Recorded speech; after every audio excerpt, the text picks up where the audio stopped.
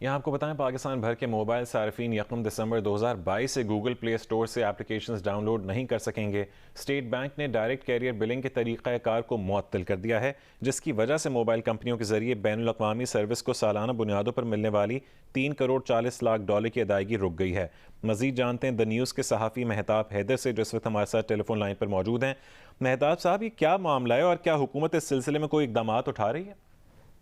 देखिए, बुनियादी तौर पे इस टाइम पाकिस्तान जो है वो डॉलर लिक्विडिटी क्रंच का शिकार है, तो इसके नतीजे में मुख्तलिफ असरात जो है वो सामने आने शुरू हो गए हैं। आपने देखा कि पहले एलसीज जो है वो बंद हुई। अब ये जो मोबाइल कंपनीज के जरिए ये जो इंटरनेशनल सर्विस प्रोवाइडर्स हैं, इनको जो पेमेंट होती थी उस सिस्टम को रिवोक कर दिया स्टेट बैंक ऑफ पाकिस्तान ने।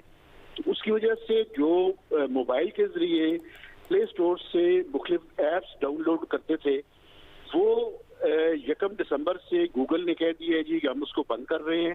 इस सिलसिले में हुकूमत पाकिस्तान ने कल एक लेटर जो कि ministry of information and technology, PTA और जो चारों मोबाइल ऑपरेटर्स हैं, इन्होंने मिलकर एक letter state bank of Pakistan को लिखा है और रिक्वेस्ट की गई है कि आप ये जो आपने रिवोक किया है सिस्टम, इसको बहाल करें, वरना पाकिस्तान के लिए एक तो बड़ी अजीब सी सूरत हाल होगी इंटरनेशनली कि गूगल जो प्ले स्टोर है उससे ऐप्स जो है वो डाउनलोड ना हो सके, और इसके साथ साथ जो फ्रीलांसर्स हैं उनके लिए भी प्रॉब्लम्स हो जाएंगी। तो ये हुकूमत पाकिस्तान ने रिक्वेस्ट तो की है, लेकिन अभी आपको पता है कि हम डॉलर लिक्विडिटी क्रंच का शिकार हैं, स्टेट बैंक के रिजर्व्स गिर रहे हैं और इसी वजह से वो इस तरह के इकदाम कर रहे हैं। लेकिन हुकूमत ने रिक्वेस्ट तो की है कि इस सिस्टम को बहाल कर दिया जाए। ठीक है, बहुत शुक्रिया मेहताब हैदर साहब।